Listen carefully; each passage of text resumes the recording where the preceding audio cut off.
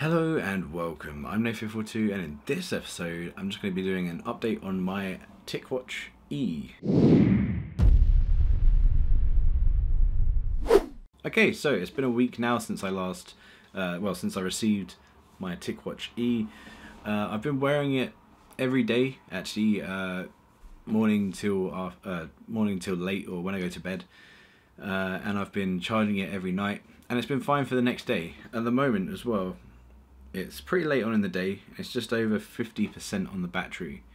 So most days when it comes to the battery life, the battery has lasted as long as it's needed.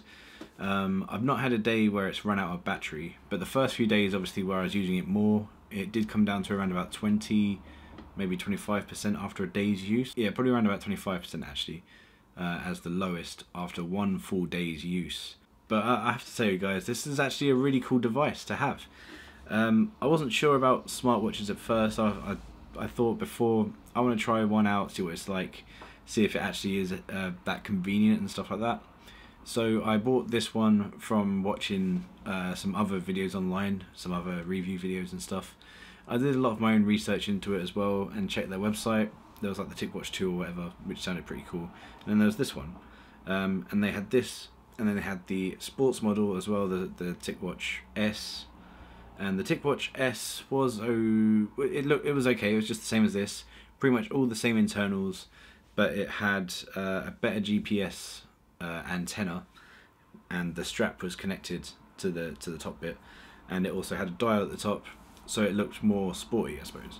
I kind of prefer this one in a way because it's just a nice round, basic look. It's a bit thick. It is pretty thick. You can imagine it would be. It's very lightweight. So what I've noticed actually is that it does kind of just, like any other watch that you get, it does kind of just feel part of you after a while.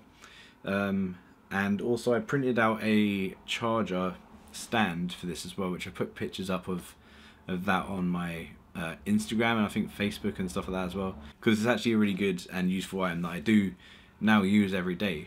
And also the watch as well, it counts my steps. Sure, I don't really care too much about how many steps I take or whatever. Some of the faces check your heart rate and stuff periodically. I'm not sure how often. Some of the faces are very full of stuff. Some of them are like, at least you can change the face, like it's all customizable. And that's quite nice. That's what I like about it. You can change the parts of different types of faces as well. So some of the faces have like 3 sections on it, and you can choose different things to go in them sections. So you can choose steps, battery lives, goals and targets and stuff like that.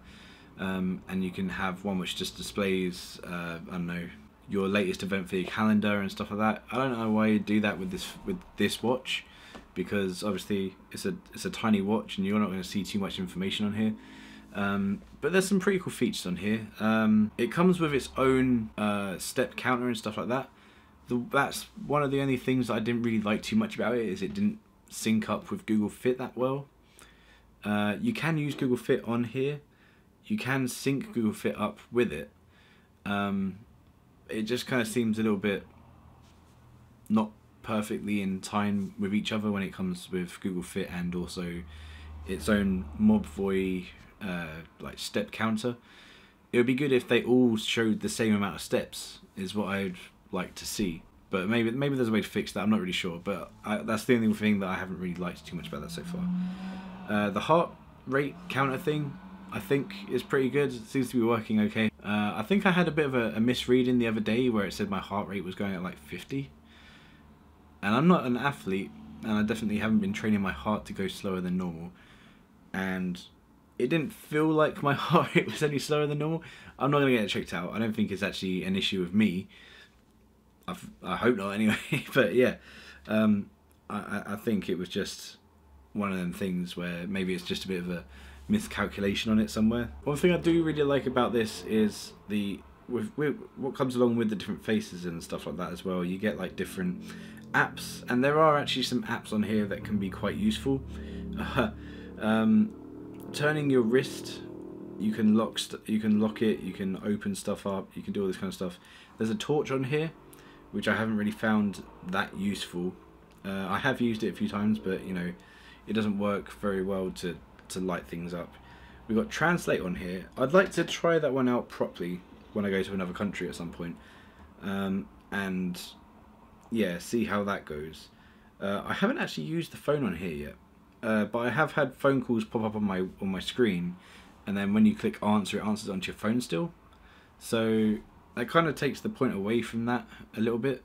Maybe I've just got it not set up correctly. I will look into that later on. But I don't really like phone calling people anyway. It's usually just WhatsApp messages and stuff like that that I do, and that I do like doing. And when it comes to WhatsApp messages, it's actually really, really good.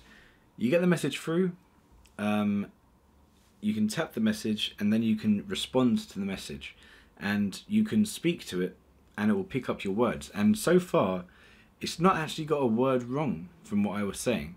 I don't speak huge long sentences. I don't really use that many complicated words or complex words or whatever. So far so good when it comes to the speech recognition on the watch. It is actually really good. It does seem to have a really good built-in microphone somewhere. I've not submerged it underwater because I'm scared to do so.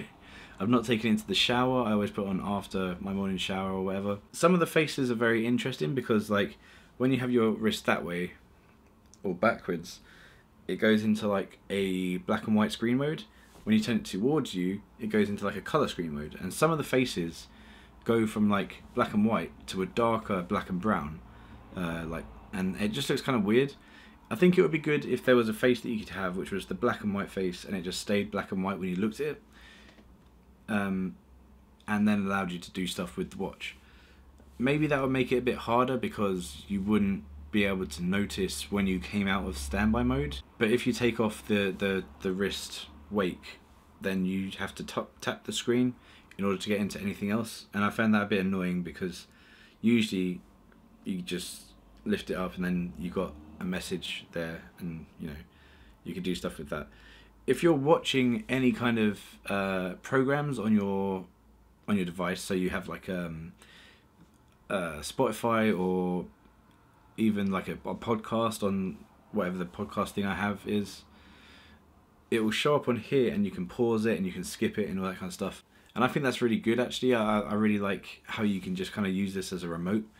It also happens with things that you're pushing to your Chromecast and stuff like that, so you can pause that kind of stuff, and you know, all that jazz. Really good. I actually really like this watch. I'm going to continue to use it every day. Maybe I'll come back in a month's time, maybe not, to see how I feel about it in a month's time. So far, I really enjoy it. So, don't forget to subscribe. I don't think follow me on Twitter, that's @NEJE442. I'll put a link in the description if I can of where you can buy one. And thanks for watching.